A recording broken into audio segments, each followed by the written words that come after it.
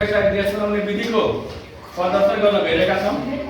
यो मेरो हातमा एउटा भाँडो छ, यो क्याल्सियम कार्बोनेटको, अनि अर्को छ हाइड्रोक्लोरिक अम्ल, यहाँ छ बोतल, यो हाम्रो कन छ, यसलाई हामी पानी मिसाएर डालुको हामी यहाँ तयार गरेका छौँ। अनि यो सब सामग्रीहरू हामी जडान गरिदिएका छौँ। यो उल्टो बोतलमा क्याल्सियम कार्बोनेटको मिश्रण राखिदिएका छौँ, यो ढुङ्गा राखिदिएका छौँ। अनि त्यसरी फनेलबाट हामी बिस्तारै फिक्का हाइड्रोक्लोरिक अम्ल जुन बनाएका थियौँ त्यो हामी खन्याउँदैछौँ।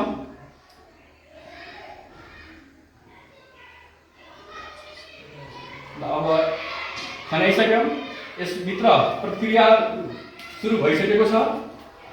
अब लगभग ग्यास बन्ने लाग्यो होला, हेर्दाखेरि ग्यास बन्ने जस्तो देखिएको छ। जुन अब यो हाम्रो डेलिभरी ट्युब हुँदै ग्यास जारमा आएर जम्मा हुन्छ। अब यो ग्यास बनेछ कि बने छैन हामी टेस्ट गर्न पर्यो। टेस्ट गर्दाखेरि अब दुई तीनवटा तरिका हामीसँग हुन्छ।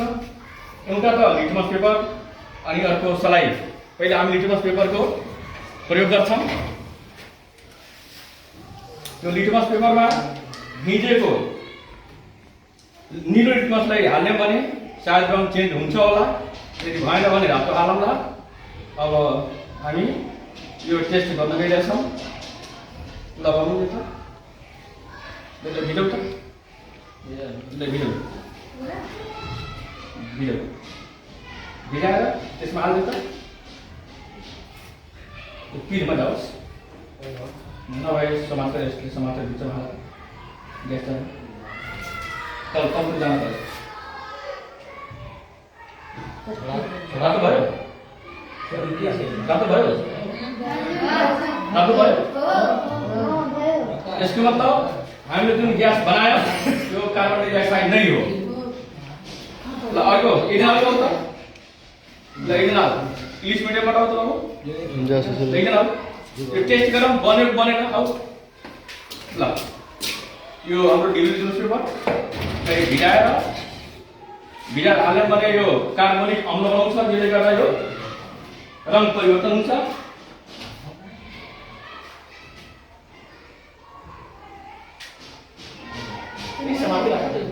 आफै चाहिँ भइहाल्छ। ल अब अर्को टेस्ट गर्ने। ल लिटमसबाट थाहा भयो नै।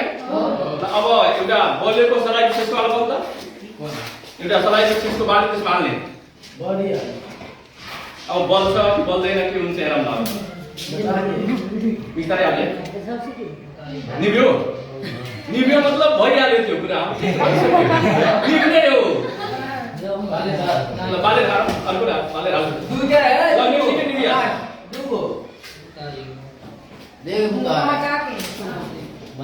बनेछ दुईटा हालेर हेर दिन्छ ten रुपा लाग्छ दुगो ल हाम्रो रिजल्ट आइसक्यो। प्र्याक्टिकल गर्यो।